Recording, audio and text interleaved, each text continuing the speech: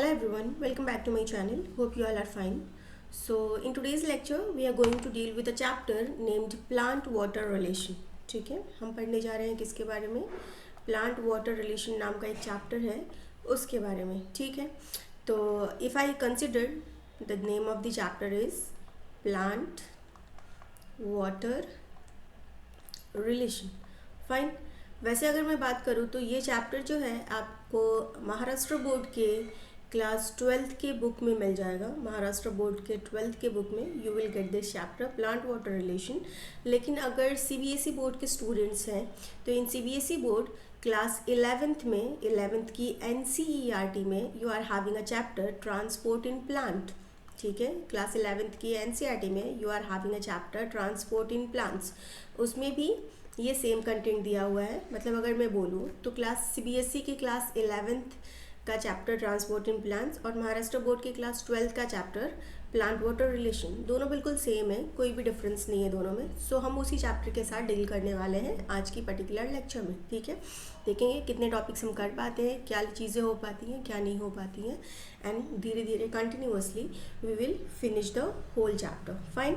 So starting with the chapter, अगर हम बात करें इंट्रोडक्शन की तो जो प्लांट्स हैं उनको क्या होती है, अलग अलग तरीके के सब्सटेंसेस की ज़रूरत होती है. ठीक है, plants require different types of substances जो कि वो कहाँ से लेते हैं, जो कि लेते हैं अपने सराउंडिंग से.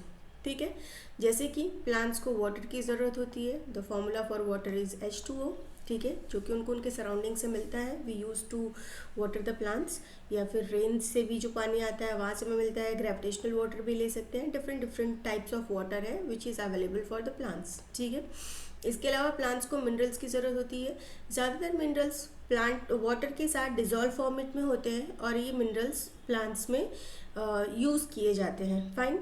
Third thing is nutrient. Plants को किन की ज़रूरत पड़ती है, न्यूट्रिएंट की ज़रूरत पड़ती है. न्यूट्रिएंट, कोई न्यूट्रिएंट ज़्यादा क्वांटिटी में, कोई न्यूट्रिएंट कम क्वांटिटी में, जिसको हम मैक्रो और माइक्रो न्यूट्रिएंट बोलते हैं. बहुत ही इंपॉर्टेंट है, पढ़ेंगे इसके बारे में भी. इसके अलावा प्लांट्स जो हैं, कुछ ऐसे प्लांट्स हैं जो पैरासिटिक होते हैं. पैरासिटिक मतलब दूसरे प्लांट्स या दूसरे एनिमल्स पे तो नहीं, दूसरे प्लांट्स के ऊपर ग्रो करते हैं. तो उस तरीके के प्लांट्स को क्या चाहिए, फूड भी चाहिए अपने इन्वायरमेंट से. फाइन. इसके अलावा प्लांट्स को अपने एटमॉस्फेयर से कुछ गैसेस भी चाहिए, जैसे कि ऑक्सीजन चाहिए रेस्पिरेशन के लिए और CO2 चाहिए फोटोसिंथेसिस के लिए. तो ये जितनी भी रिक्वायरमेंट है प्लांट्स की, ये सारे रिक्वायरमेंट्स प्लांट्स की कंप्लीट कहाँ से होती हैं, प्लांट्स की ये सारी की सारे रिक्वायरमेंट कंप्लीट होती है फ्रॉम देयर सराउंडिंग. ओके, चलिए moving on to the next. अगर हम बात करें तो प्लांट में बहुत सारी चीज़ों की इम्पॉर्टेंट है, लेकिन जो वाटर है वो प्राइम इम्पॉर्टेंट का है. प्लांट्स को अगर वाटर नहीं मिलेगा तो they will be unable to survive. वैसे तो हर कुछ इम्पॉर्टेंट है, लेकिन वाटर को क्या बोला गया है, एलेक्सीर ऑफ लाइफ बोला गया है. ठीक है, क्यों, क्योंकि पानी की ज़रूरत है प्लांट्स को अपने सारे वाइटल एक्टिविटीज़ को परफॉर्म करने के लिए.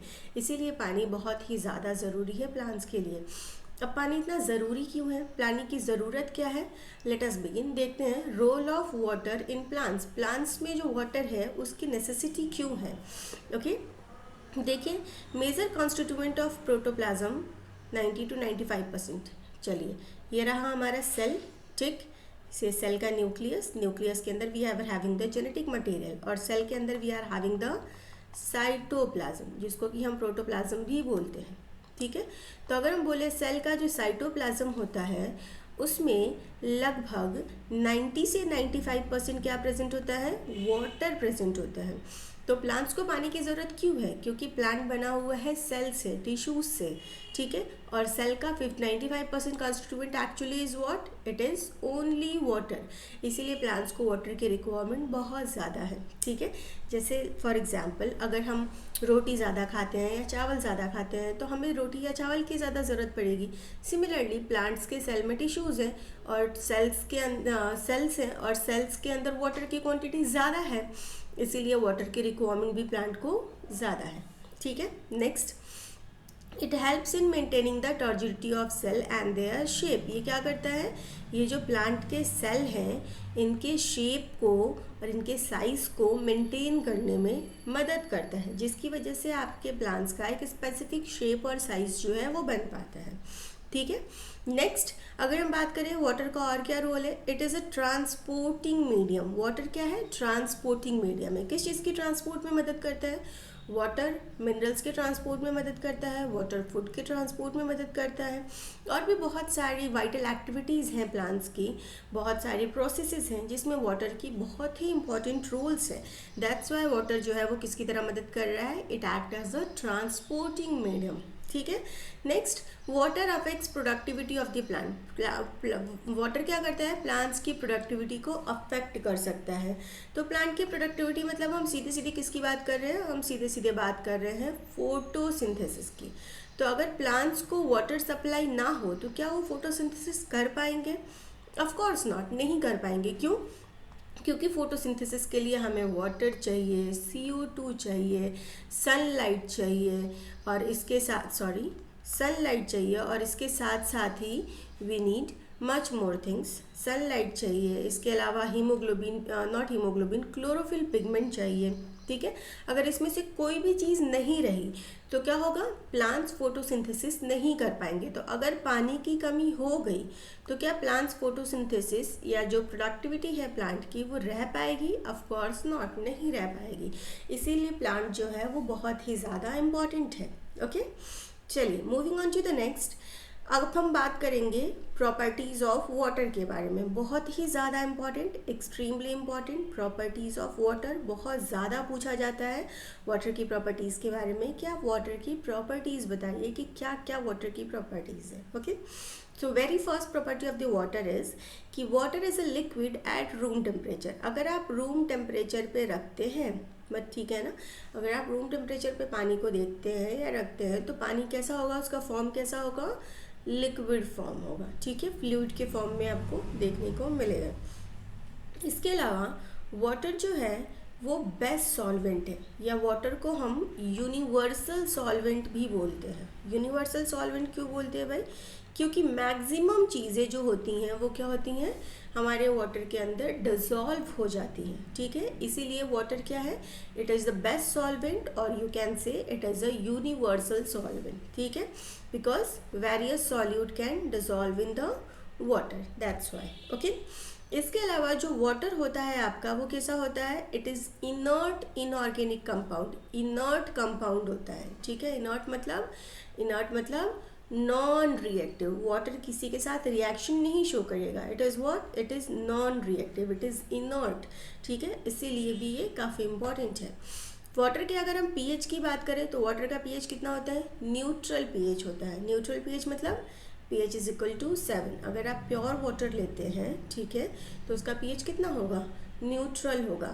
हम बारिश के पानी की बात नहीं कर रहे हैं, हम अलग से इलेक्ट्रोलाइट डाले हुए पानी की बात नहीं कर रहे हैं, हम नॉर्मल न्यूट्रल प्योर वाटर की बात कर रहे हैं। तो उसका pH कितना होगा, 7 होगा। That mean it is having a neutral pH। You guys must know, अगर pH 7 होता है तो न्यूट्रल होता है, 7 से कम होता है तो एसिडिक होता है, और 7 से ज़्यादा अगर pH हुआ तो बेसिक हो जाता है। ठीक है ना, तो इसका pH कितना है, 7 है, मतलब इट इज़ न्यूट्रल। फाइन।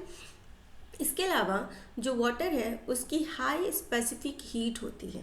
ठीक है, हाई स्पेसिफिक हीट का क्या मतलब है, चलिए समझते हैं हाई स्पेसिफिक हीट का क्या मतलब है। Specific heat is defined by the amount of heat needed to raise the temperature of 1 gram of substance 1 degree Celsius, substance by 1 degree Celsius.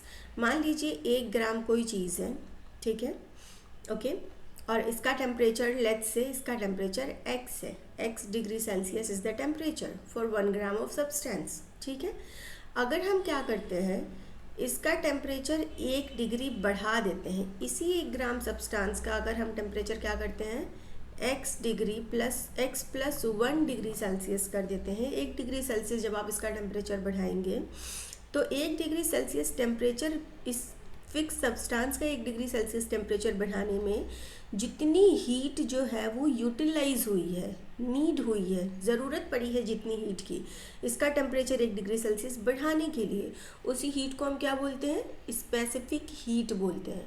और वाटर का स्पेसिफिक हीट क्या होता है, सबसे ज़्यादा होता है।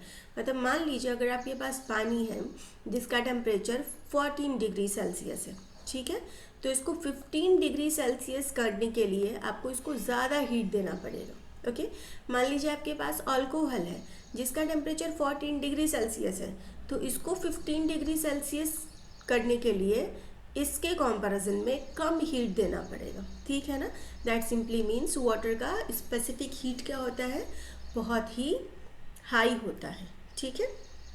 चलिए moving on to the next, अगर हम बात करें तो वाटर का जो हीट ऑफ वेपराइजेशन होता है वो भी क्या होता है, हाई होता है। Heat of vaporization is what, high. Heat of vaporization का मतलब क्या है, the amount of energy needed to change 1 gram of liquid substance to a gas at constant temperature, ठीक है। देखिए मान लीजिए आपने क्या किया, एक टम्बलर में पानी लिया, ठीक है, और इसको क्या कर रहे हैं आप, हीट कर रहे हैं। ये किस में कन्वर्ट हो रहा है, ये इस तरीके से गैस के फॉर्म में कन्वर्ट हो रहा है। तो इसको गैस के फॉर्म में कन्वर्ट करने के लिए आप इसको कुछ हीट दे रहे हैं ना, एनर्जी, हीट के फॉर्म में कुछ एनर्जी दे रहे हैं। तो जो अमाउंट ऑफ एनर्जी ज़रूरत पड़ती है इसके अंदर, मान लीजिए जो भी लिक्विड है, x ग्राम ऑफ लिक्विड, ठीक है, तो इसको वेपर में चेंज करने में जितनी एनर्जी लग रही है उसे ही हम क्या बोलते हैं, हीट ऑफ वेपराइजेशन बोलते हैं। मतलब इस लिक्विड को वेपर के फॉर्म में, गैस के फॉर्म में चेंज करने में जितनी अमाउंट ऑफ एनर्जी लग रही है उसी को ही हम क्या बोलते हैं, उसको ही हम बोलते हैं हीट ऑफ वेपराइजेशन।